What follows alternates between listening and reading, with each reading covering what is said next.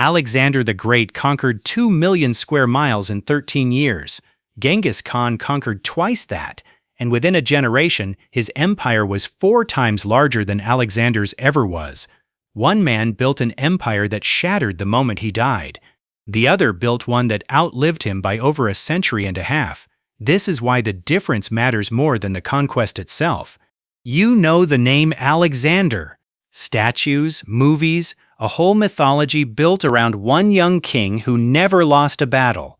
You know the name Genghis Khan too, but usually as a symbol of savagery, not strategy. Here is the uncomfortable truth.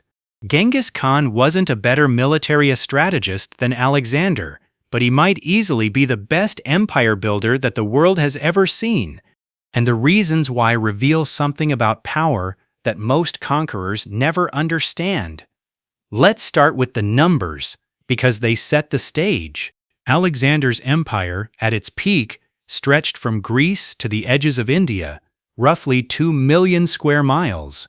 He achieved this in about 13 years of campaigning, from 336 to 323 BC. It was staggering for its time. But the moment Alexander died in Babylon at age 32, his empire began to fall into pieces. His generals, the men known as the Diadochi, tore it into pieces within a decade. No single successor state came close to matching what he had built. Genghis Khan started later in life, unifying the Mongol tribes around 1206, when he was already in his 40s. Yet by the time his empire reached its greatest extent under his grandson Kublai Khan, the Mongol Empire covered roughly 9 million square miles. It was the largest contiguous land empire in human history and the largest empire ever built by a man up until that point. And unlike Alexander's, it did not collapse overnight. It persisted for generations. So why the difference? Why did one empire dissolve like smoke and the other reshape the world for centuries? The first answer is succession. Alexander refused to plan for his own death. When his officers asked who should inherit his empire as he lay dying, the Greek historian Arrian records that Alexander's answer was simply, "To the strongest."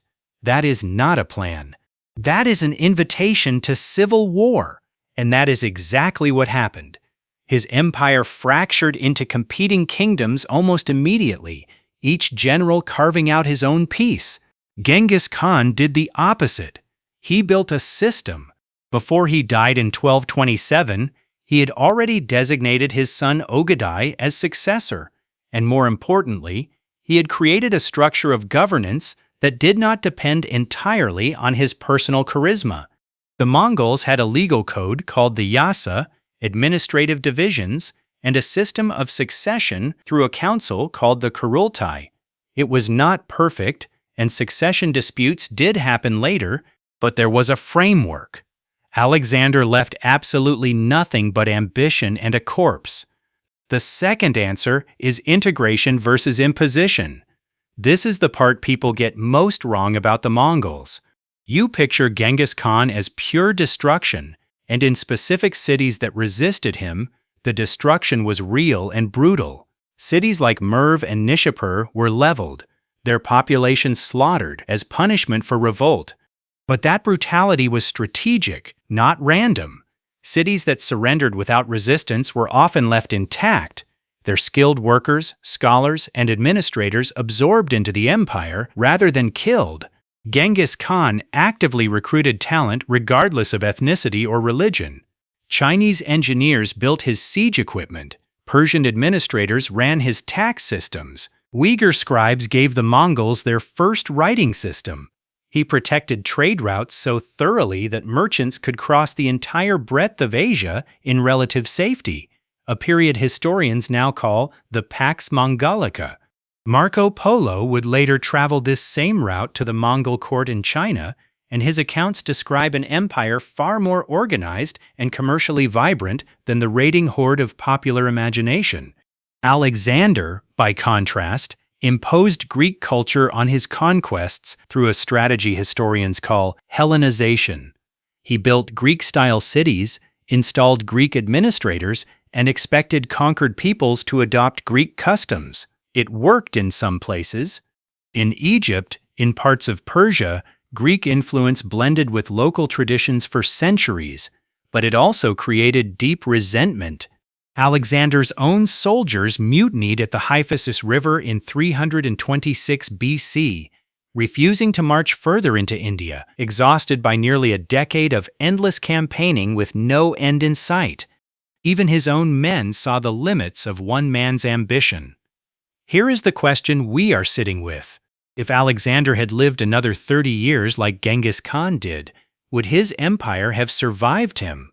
Historians still argue about this, and there is no clean answer.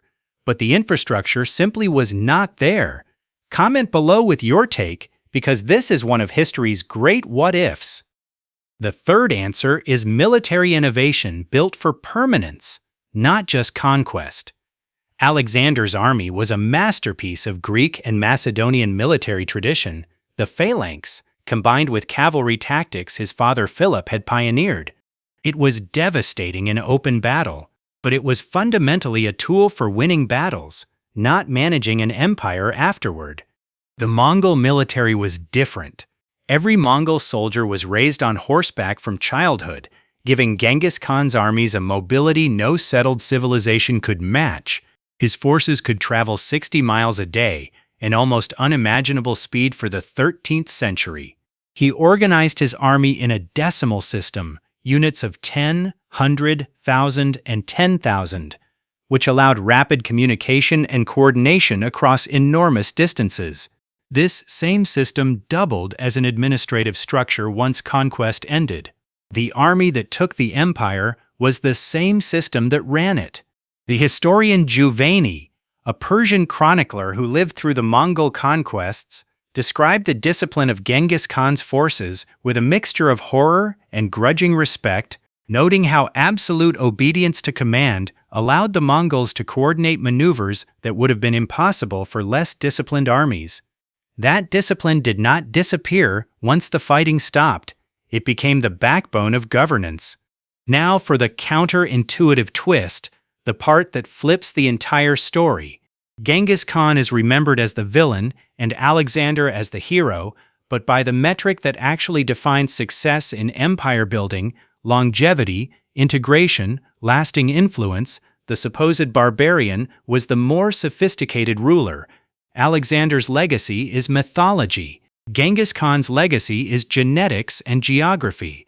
Studies of Y chromosome DNA across Central Asia suggest that a significant percentage of men in the region descend from a single lineage traced to the Mongol elite of the 13th century. His bloodline did not just rule an empire, it became part of an entire continent's population, and the trade networks he protected did not vanish.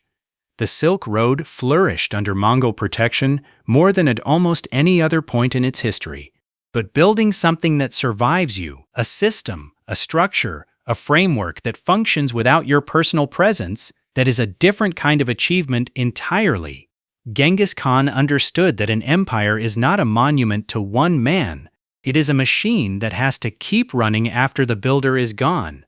Alexander the Great conquered the known world and left nothing but fragments.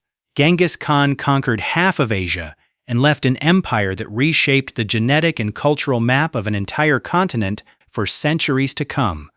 If this kind of history fascinates you, subscribe for more deep dives into the empires, tactics, and decisions that shaped the world.